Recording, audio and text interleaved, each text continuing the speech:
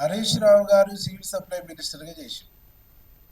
ఆయన civil supply మినిస్టర్గా చేసినప్పుడు ఈ సీజన్లో ఎన్ని రోజుల వరకు ధాన్యం కొనుగోలు పూర్తయినాయో ఆయన సివిల్ సప్లై మినిస్టర్ ఉన్నప్పుడు ఆయన కాడ కూడా లెక్కలు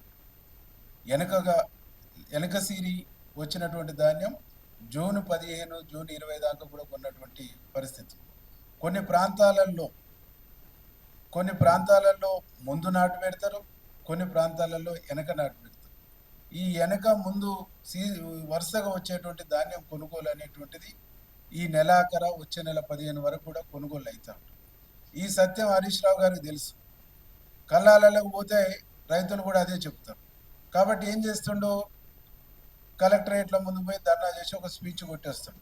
అంటే బాధ్యతీతమైనటువంటి ప్రతిపక్షం అయితే, బాధ్యతీతమైనటువంటి లీడర్ అయితే, బాధ్యత కలిగినటువంటి పౌరుడైతే నిర్మాణాత్మకమైనటువంటి సూచన చేస్తాడు. లేదు, సివిల్ సప్లై మినిస్టర్గా చేసిన తన అనుభవాన్ని అంతా రంగరించి ఒక మంచి సలహా ఇస్తాడు.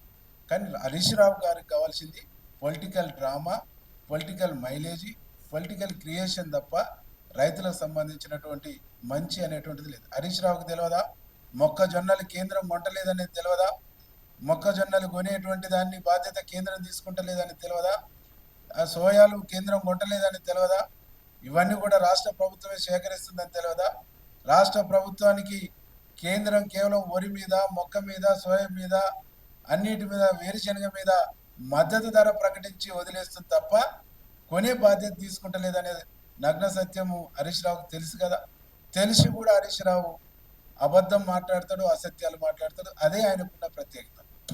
Subscribe us and press the bell icon for more interesting updates.